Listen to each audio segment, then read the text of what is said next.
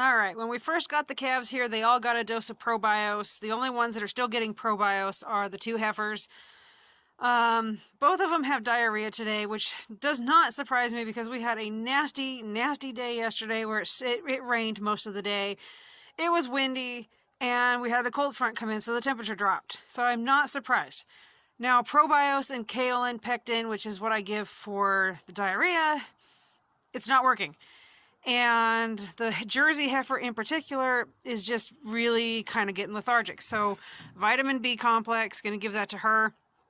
I'm going to go look at the Jersey Angus heifer, and if I feel like she needs it, I will also be giving it to her as well. 5 milliliters per 100 pounds of body weight. They are approximately 250 pounds each. Maybe repeated daily, blah, blah, blah, blah, blah. So for the Jersey heifer, she's 250 pounds. There's 100, another 100 pounds. Correct? Yes. So I'm going to give her in between the 10 and the 15 for the Jersey calf, and then the same for the, if I feel like the other calf needs it, I will give her a dose as well. Then I've got Duramate. It's like the ProBios, but with more in it. It's probiotics, enzymes, and vitamins. It's got that live source of viable direct-fed microorganisms, just like the ProBios. It's 15 grams on the back of the tongue, 30 grams for severe conditions. I'm going to be giving both of them. So this whole tube is 30. I don't want to shock their system, but I don't want to underdo it. So I am going to give this now and then again right before bedtime. For them, I will give them the next dose, so they'll get the entire tube. But that's what these guys are getting. I've got it labeled, so Squirt, that's the Angus Jersey heifer. And this one is Ruby. So Ruby is now Ruby. She's not Snots. She's Ruby. And that is the Jersey heifer, who will hopefully be our future milk cow. But waiting for Henry to come out of the house. He just finished up with his last class online for the day. And he's going to help me catch the calves and doctor them. And while we're out there, the steer will get some halter practice. And everybody's going to get brushed and love done. I'm waiting on Henry to get out here. Like I said, he's finishing up a class. So, taking a wheelbarrow down the driveway. I've been building up the soil in my driveway. I know that looks really scary, but the soil is going to be phenomenal. Anyway, I was happy to walk by and see two of the calves are up. The one that's down is Squirt, but she's alert.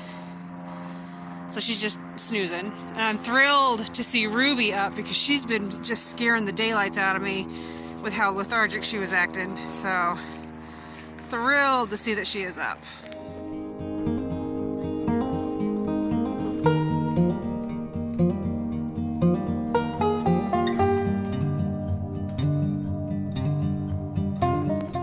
Henry's got Bobby. They've just been hanging out. He gave him a good brushing. Use the other one on him. Bobby's just learning to chill out and like, people, I need to get the white cream out here and put more on his owie there, but it's actually looking way better than yesterday. It's already gone down a whole lot. Now, go figure, I just gave medicine. She is not dead, she's not hurt, she's not injured. She's supposed to be half Jersey and potentially half Angus, but she's half something, and that halter's not tight. There's plenty of slack in her in this rope. This is what's called the Jersey flop. When Jerseys get ticked off and they're done and they don't want to be a part of what you're doing anymore, they just flop. They're little divas. They just literally lay down on the job. They are done. Now Ruby back there, yeah, we changed her name from Snots to Ruby. Ruby, the purebred Jersey, took her medicine like a champ. I didn't have to really like this one threw a fit. I'm going to change Squirt's name to Diva. And Ruby just was like, well, all right, I'll take it. So since she's still tied up, I got this one halfway brushed. One side's brushed and part of her sales tag's off. I'm going to go brush Ruby.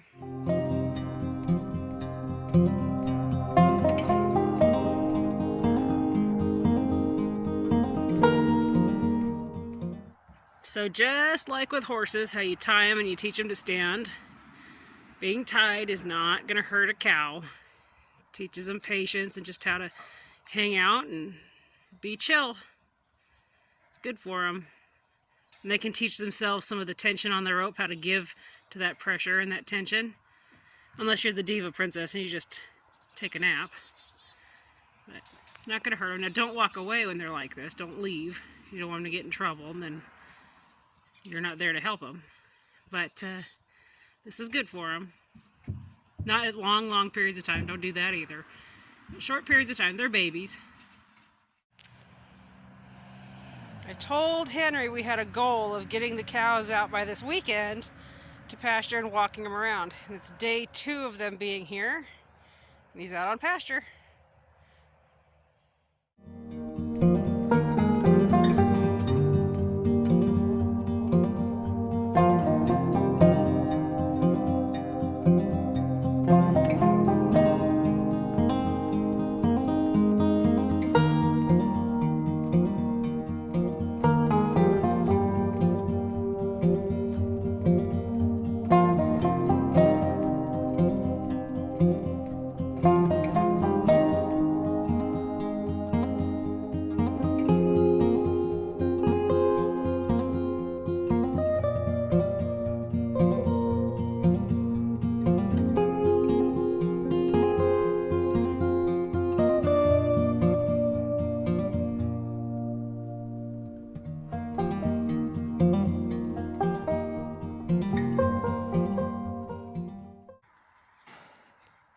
Puck and Ruby have made a deal. He's gonna let her loose.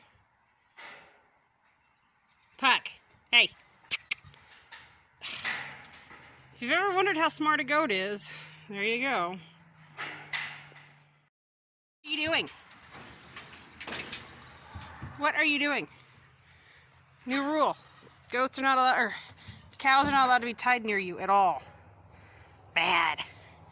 Well, your diva-ness, she decided to get up. Yeah.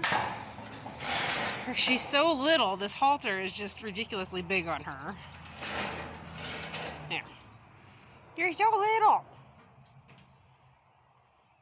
I took it away. No more rope for you.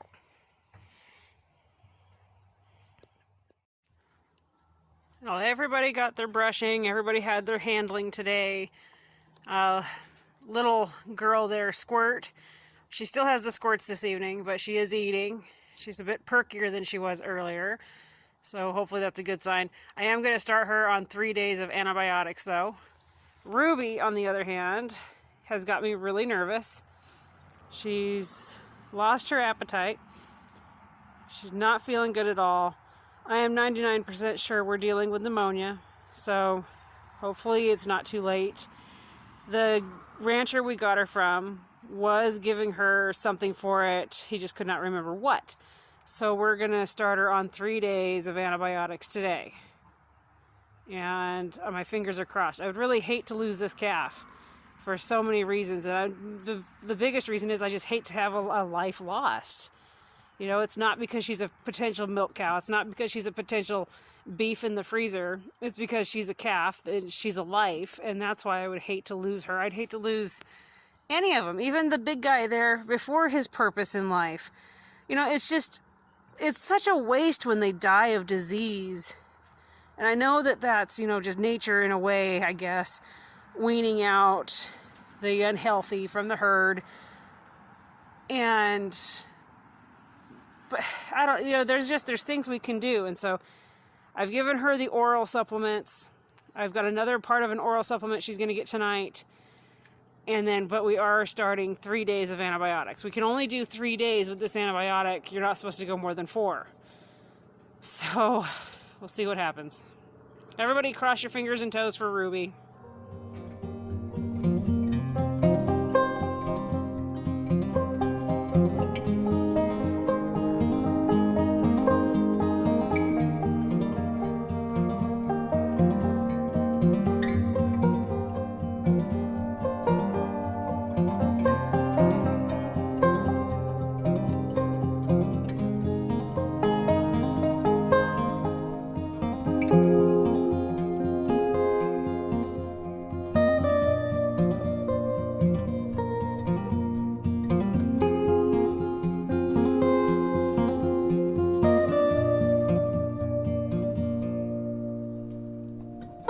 you.